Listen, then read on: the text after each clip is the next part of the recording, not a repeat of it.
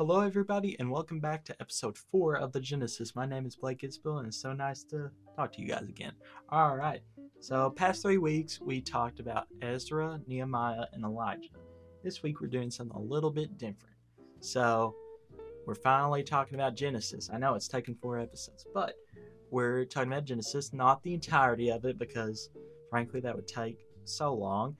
We're going to talk about certain points of it, but we're going to talk about something that just occurs so much in Genesis, the whole Bible really, and even our modern world, and that is the sin of pride. And we're going to talk about how that is something that just destroys so much.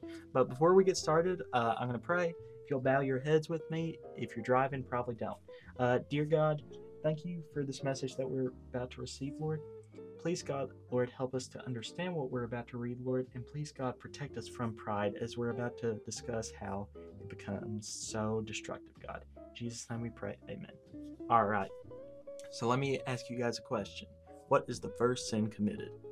Okay, many of us would say Adam and Eve, and that is the first sin committed by humans, but it's not the first sin ever committed. It was actually Satan who committed the first sin.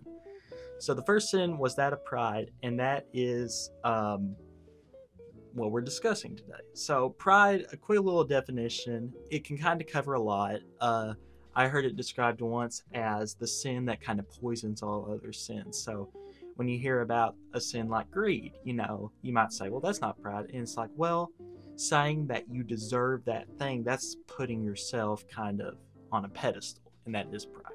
But we could get a definition of it, which would be self-reliance or shifting confidence from God to yourself.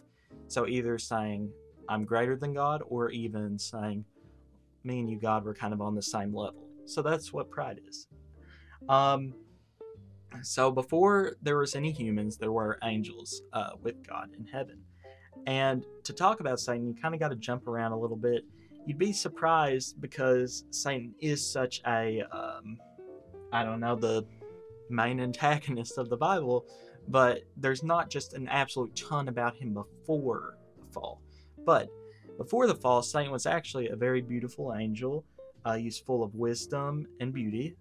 He was a cherub, which is a type of angel. It's a pretty high up ranking angel. It would take a long time to talk about the hierarchy of angels, and I don't understand it, so we're not going to get into that today. But he was pretty up there. I don't think it would be a stretch to say that Satan was probably, pretty high ranking among the angels, and just high up there. So he was also blameless from the day he was created until he sinned against God. Keep that in mind. He was created. He was not there, from nothing. God created. Now, all this to say that Satan was not like some lowly person who got too big for their boots. He was pretty high up there, and yet he desired more. What did he desire? He desired to be like God. He said, I will make myself like the Most High. And that is a sin, and that is pride. He's trying to make himself even better than God. And Ezekiel tells us, you corrupted your wisdom by reason of your splendor. He's basically saying here that his pride in itself was his downfall. So then he is cast down along with a third of the other angels. You would think after you've been created by the ruler of the universe, you'd want to follow him, but a third of the angels followed with Satan and fell with him, and that's why you get fallen angels in Genesis. So then we move on to the first sin committed by humans, which is Adam and Eve. So God created man first, then from his rib made Eve, and they could eat from any tree in the garden except for one. It's the only thing except for one, and they can't eat from the tree of good and evil. So in comes Satan in Genesis chapter 3. And Satan, in the form of a snake, comes up to Eve and asks if there's any tree in the garden that she can't eat from. And she responds telling him that they can't eat from the tree of the knowledge of good and evil. And Satan replies to her, deceiving her. And he kind of throws in technicalities to try and trip her up. He says, you surely will not die, for God knows that in the day you eat from it, your eyes will be open, and you will be like God, knowing good and evil. it is true that after they ate of the fruit, they did not die right then and there. But he does this by trying to just trip them up. And after this line, and Eve looking at the tree, seeing that it looked good and, nice, she decides to eat from the fruit. This is important. I want to make this known. A lot of times when we talk about this, we think that Adam was like far off and Eve's kind of mainly to blame. Okay, well, it says that, and she also gave to her husband with her and he ate. So he was, right next to her. So there's really no excuse for either of these people. He's willing in this. And after eating, they were aware of their nakedness because in that time there was no shame for being naked because there was no sin. And they heard God approaching and hid themselves because they were embarrassed. And God said, well, why are you hiding? Because honestly, why would they even try to hide from God? And they said, well, because, we're naked. And he said, who told you that you were naked? Have you eaten from the tree which I commanded you not to eat? Yes, they did. And here's the blame game happens. Adam says, well, that lady you gave me, she ate from it. And Eve said, well, the serpent told me to. And now the world is cursed. Sin has now entered the world, and it is just kind of what was supposed to be paradise has now been poisoned. And here in Romans 5:12, we get a little description. It says, therefore, just as through one man sin entered into the world, and death through sin, and so death spread to all men because all sinned. So, why did they eat of this fruit? All right? It was because of pride. They wanted to be as knowledgeable as God.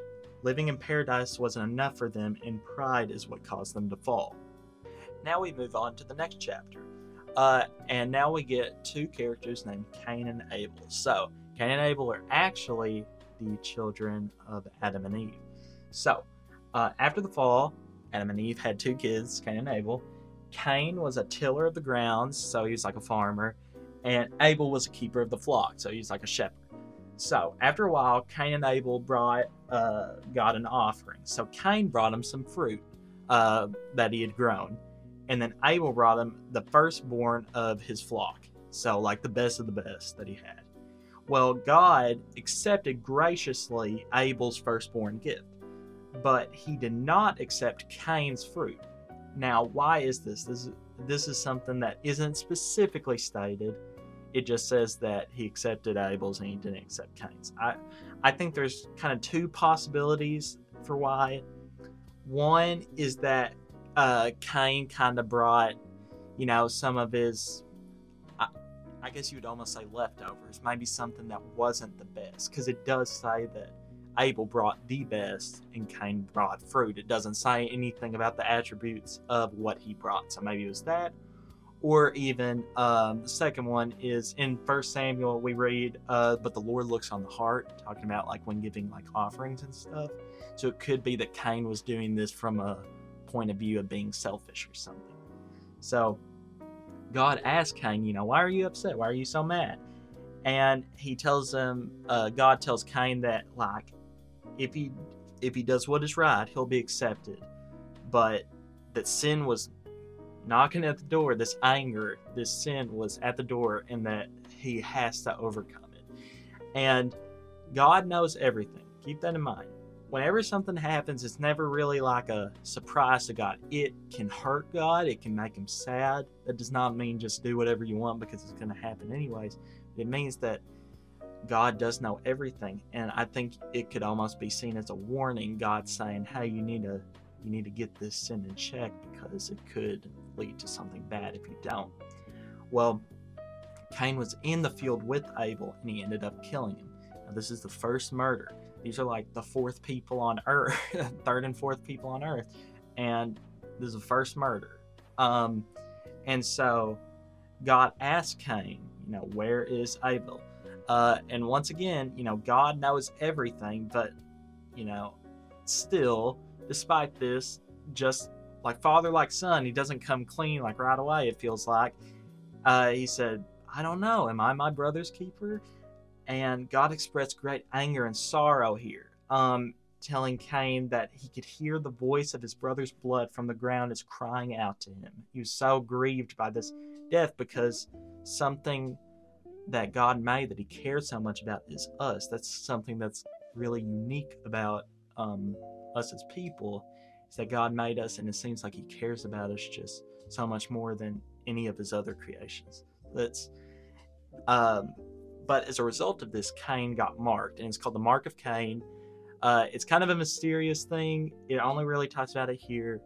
But it basically cursed him to be a wanderer and never really be able to, settle down anywhere. And at the end of this, you ask, well, why did Cain kill Abel? And once again, I think it's pretty obvious. It's pride. I would say that pride and envy are kind of two sides of the same coin, because one is, desiring it for yourself, saying that person doesn't deserve it. And then pride, I guess you would say, is saying that you deserve something. Last thing we're going to talk about in this portion of the podcast is the Tower of Babel. Now, the Tower of Babel comes about a little bit after Cain and Abel. There's been a population boom. This is after the flood with Noah's Arks. So there has been a lot of repopulation and all that. And the earth is much more populated now. And something to note is the whole world is using the same language. Because I think that's something I kind of overlooked when I first read this is, how would people be speaking different languages? Because, after the flood, Noah's Ark, everyone there would have had to speak the same language, and their babies would have had to as well. So why would they speak anything different? Well, this was a pretty big effort, what the Tower of Babel was. Basically, everyone was working on this project. There's not really separation, because why would there need to be? Because everyone speaks the same. Everyone's united. And what happens is, here's a little description of what they're trying to do. Come, let us build for ourselves a city and a tower whose top will reach into the heavens, and let us make for ourselves a name, lest we be scattered abroad over the face of the whole earth. So, okay, this is a bad idea, obviously. So, what they're trying to do is they're trying to build a tower that will reach into heaven. Okay, sometimes we look at the Bible and we say, how could these people make this mistake? And sometimes that's not really a fair thing, because we do similar sins all the time. But I feel like this is one that really should have been a red flag to a lot of these people, but I guess it wasn't. And so they're trying to do that. They're trying to make a name for ourselves. They say that. They're not doing this from a place of, I think God will like this. They're saying, we're going to do this. Us as humans, we're going to, be our own bosses. So let's do this. And so they're going off self-reliance. That's the other one. And so when God saw this, he scrambled the languages of all the people, making it so they could no longer understand each other. That would have been a pretty scary sight. I could imagine just building and looking over and not being able to understand the people next to you. But this is what caused the division of, I guess, everything, you could say. And why did these people do this? Once again, pride. Their pride is causing them to try to be equal to God. They're trying to build their way to heaven, essentially. And so in this first part, we talked about how, these people see God and realize how good he is. It's not that they're unaware of God. It's that they want to be better. And it's such a dangerous thing to be doing that. We are going to take a short commercial break now. Hello, everybody, and welcome back to the Genesis. So, before we were talking about how pride has just been a pretty big fault to man. But now we're going to talk about something a little different. So, we skip forward quite a bit in Genesis, and we are now going to be talking about Joseph. So, Joseph is the son of Jacob, and Jacob is later called Israel.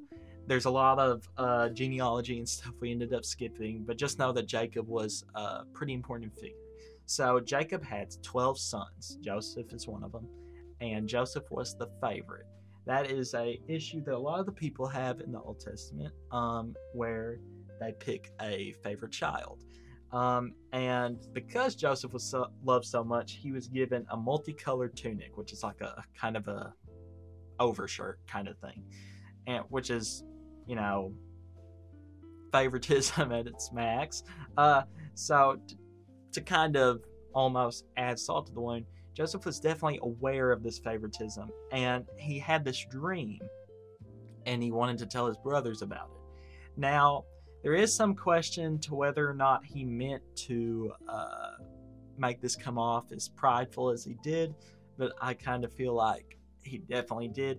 He started telling them about these dreams he had, and one of them was something like there was 11 stars and the sun and the moon, and in this dream all were bowing before him. So he was kind of letting them know, like, I had a dream that someday I'm going to be over all you guys. Well, this obviously didn't sit well with these guys, and they took it to the extreme. They plotted to kill Joseph. So Joseph's brothers were plotting to kill him. However, one of the brothers, named Reuben, said that they should instead cast him into a pit in the wilderness so that the blood wouldn't be on their hands. Reuben, throughout this story, kind of does seem to almost be a little bit more sympathetic to Joseph, yet still not trying to stop it. And when they went to do this, they stripped Joseph of his multicolored tunic and threw him into the pit. But then they saw a caravan of Ishmaelites, and that's another tribe, and kind of towards Egypt, and Judah, one of the brothers. Not sure if Judah sounds familiar, but a lot of these places ends up becoming like tribes. They say that they should sell Joseph to these people so that not only would they not get blood on their hands, but they could make a little bit of money along with it. So they ended up doing this for 20 shekels of silver. I looked it up. That is not a bunch of money for a person. And the brothers took the tunic after they had sold Joseph, covered it in goat's blood, and gave it to their father. And Jacob was devastated, thinking that Joseph had been, mauled to death. So, where's Joseph now? Because Joseph isn't dead. He's been sold into presumed slavery. And Joseph was taken to Egypt, and Potiphar, who was a bodyguard of the Pharaoh in Egypt, took Joseph down there. And due to the Lord being with Joseph, he actually became pretty successful. So that's, a good message in itself, even in the hard times, that God will be with you. So, Joseph faced some issues while he was there.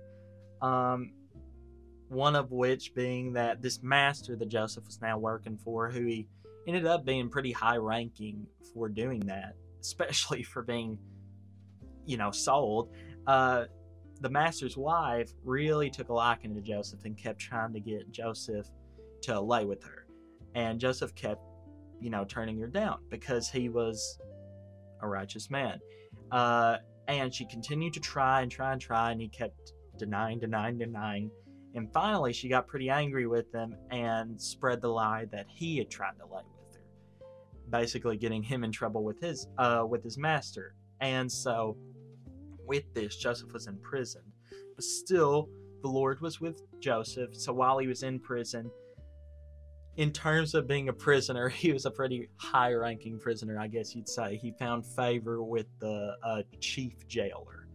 So, something to keep in mind about Joseph is when he was younger, as stated before, he had a bunch of dreams, but he was also a dream interpreter. Back then, it's kind of hard to, it's hard to think about now because it's so different now. But in the Old Testament, especially around Genesis, dreams seemed to have had a much more important role. They could be interpreted, and they could lead to decisions that would be made later on. So Joseph was actually a dream interpreter through God. And so Pharaoh had arrested two other guys. One was a baker and one was a cupbearer. And they were in prison with Joseph, and they were kind of crying out to him saying, we're so bummed out. We both have these crazy dreams, but no one's here to interpret it. And, Joseph says, oh, well, have I got news for you? He says that interpretations belong to God, but that they could go ahead and tell Joseph, and, maybe he could help them out. And so here are the dreams that are interpreted. So the cupbearer, he told him his dream, his crazy dream, all this. And what it ended up meaning is that he would return to the Pharaoh and return to his previous position in 3 days. And all Joseph asked of that guy was that he asked him to tell Pharaoh about him so that, he may be released, may gain favor.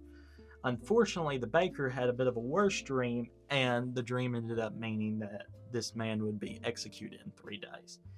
And as the 3 days passed, it was the Pharaoh's birthday, and both of these people met their fates as Joseph had interpreted them. So, 2 years pass. Joseph's still in prison, unfortunately, and the Pharaoh has a dream and ordered all of the magicians in Egypt to come and try to interpret it, and none of them could.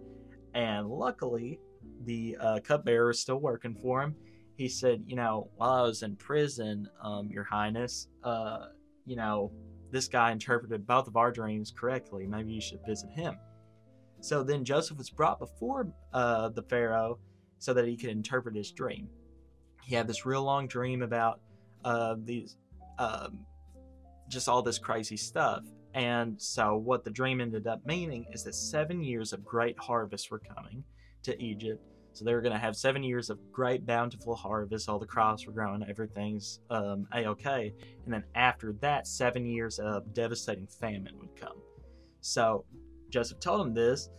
And then Joseph went on to say that he should probably look for a man who's discerning and wise and set him over the land of Egypt. So kind of hire a governor or a mayor over Egypt, right under Pharaoh. Who do you think Joseph really wanted him to pick?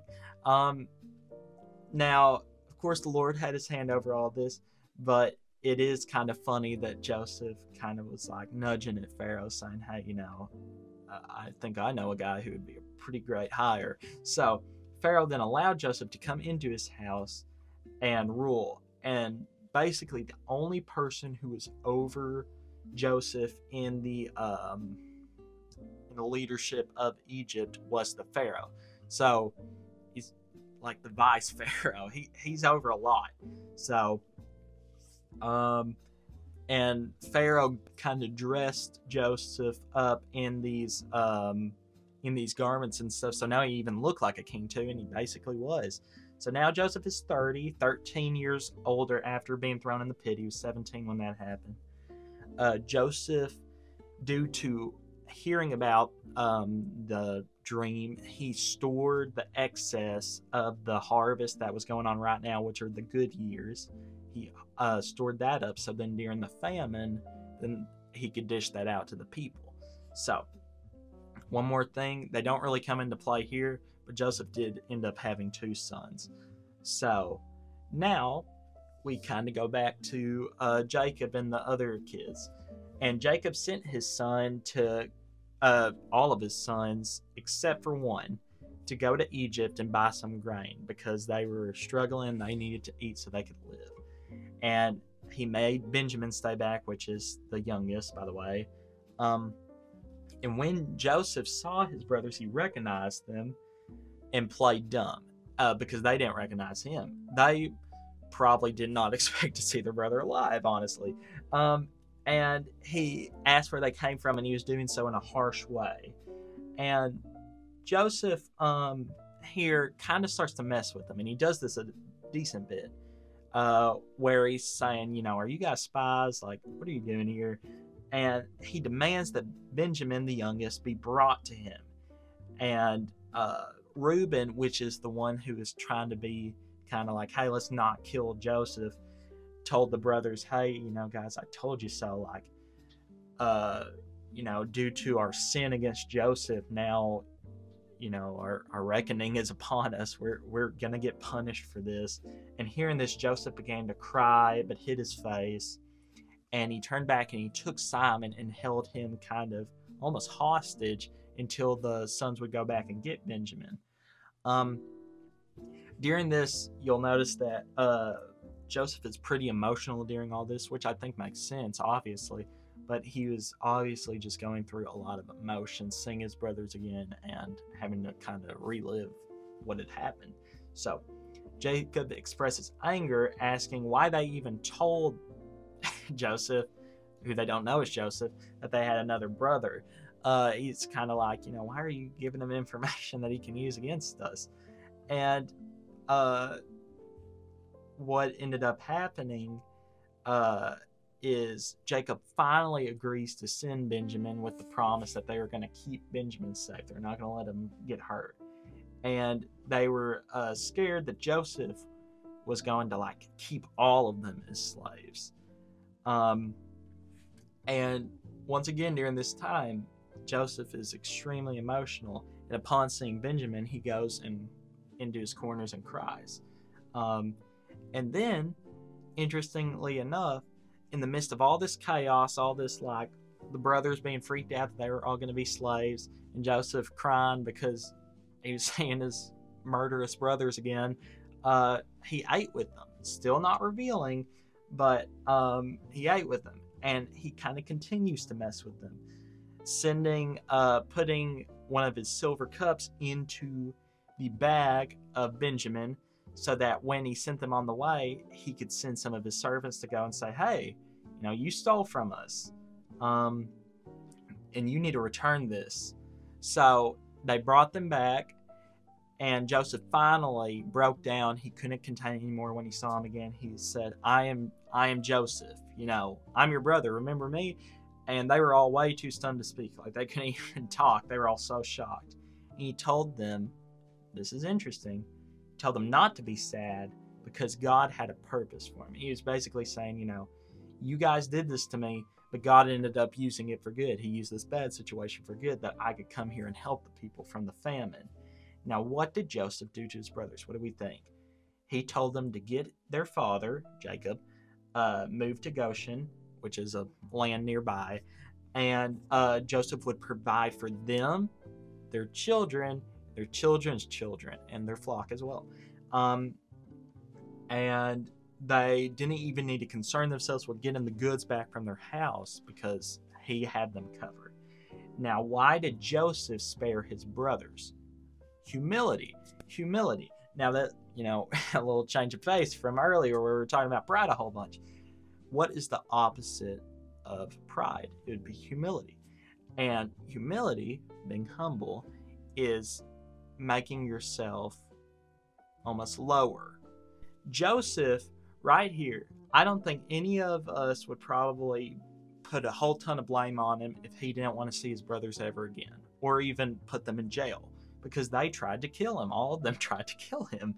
But no, he forgave. He said, I'm going to serve you, basically. He's giving them a shot at a great life. So we can see here that the solution to beating pride is humility. So then the question becomes, how can we beat this sin? Because this sin is pride. That's where sin came from, pride. What can beat pride? And in the next episode, we will talk about the most humble man who's ever lived. But thank you so much for joining me, and I will see you guys next time.